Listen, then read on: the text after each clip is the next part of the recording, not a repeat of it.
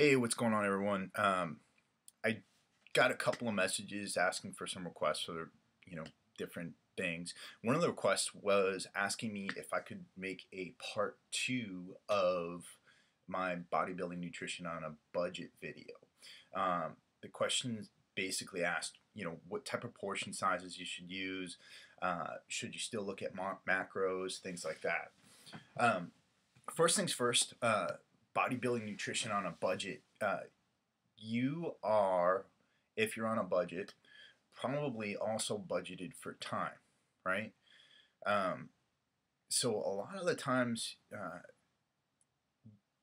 measuring food, getting out of scale, things like that, or it's not going to be 100%. You're not going to be able to do it 100% of the time.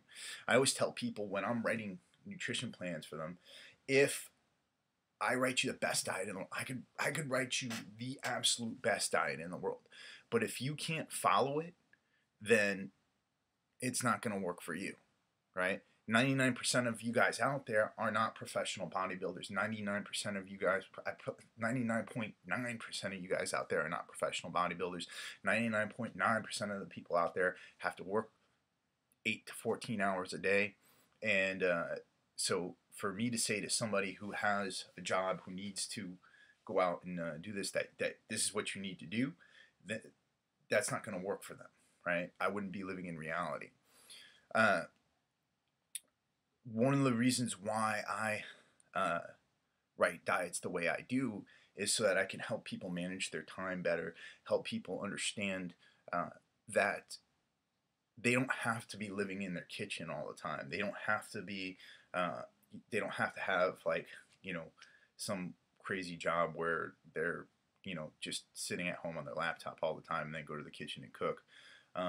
You can do this if you have a full-time job, if you're working your butt off. The way I think about things is this, right?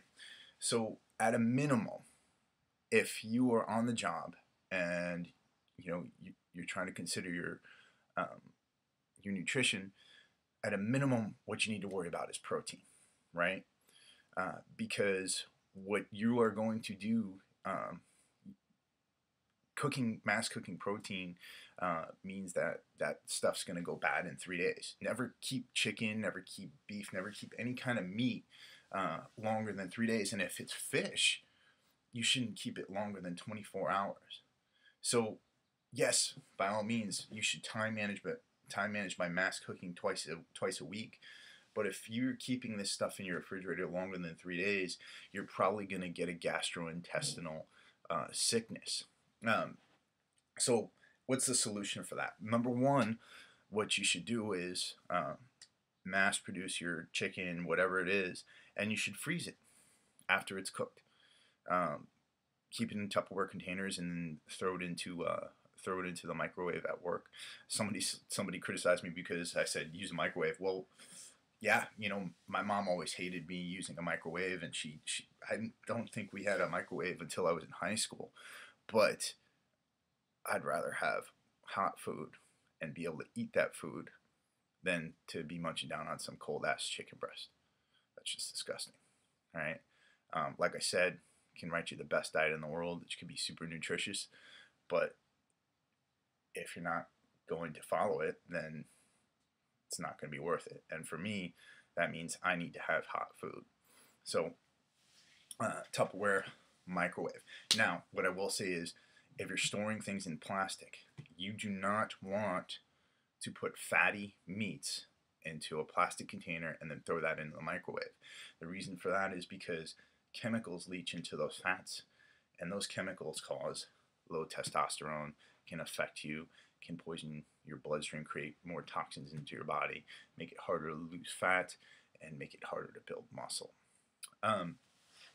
If you do not have protein available, well, there's a few different options out there for you, right? A lot of fast food places, and yes, I believe in eating organic. I believe in eating grass-fed beef. But like I said, if you are in a pinch, you need to go out there and do what you got to do to get that protein in, right? So a lot of fast food places are serving protein style burgers, protein style turkey burgers, chicken breasts wrapped in lettuce, codfish loins wrapped in lettuce, that kind of stuff. Basic measurements. If it's fit to your macros, guys, the science is there for them. And you can see Matt Ogus, he looks good. All those guys look really good, and I'm not downing them. What I am saying is that 99% of you are not going to be able to have that kind of level of discipline. If you can do that, by all means do that. But to measure everything out and carry your job and carry all the stuff you got to do throughout the day, it's going to be a little bit more difficult. So what I'm going to do is I'm going to give you a few different measurements that you can use to look at your protein. So if you are looking to do 6 ounces of protein, right? 6 ounces of protein, if you're a grown man, would be about the size of the palm of your hand, right? And thickness. 8 ounces would be about the size of your whole hand, right? As far as thickness, you're looking for about half an inch to 3/4 of an inch. When the other thing you need to consider when you're out and is the kind of carbohydrates that are going to be going in your body. And so the good part about this is that this is super easy to control because most carbohydrates are very portable. What do I mean by that? Well, they don't go bad as easily as proteins do. So as far as sweet potatoes go, you can either carry a raw sweet potato with you and throw that in the microwave for 8 minutes and it'll become soft and you can eat that.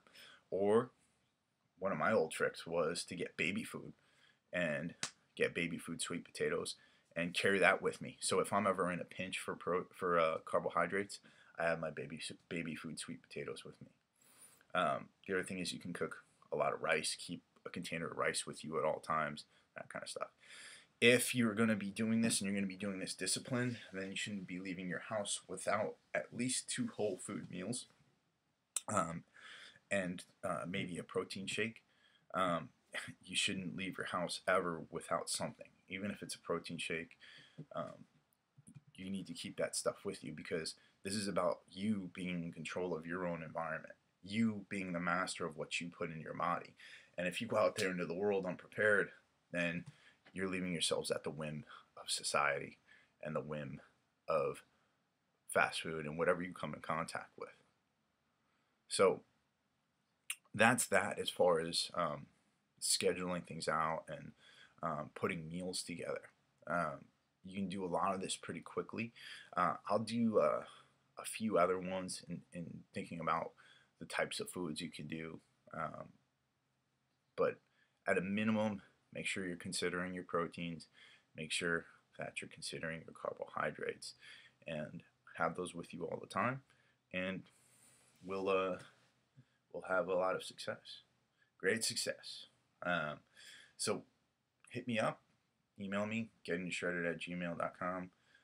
Facebook, I'm getting tan. I just shaved the chest, so getting ready for the show on Saturday.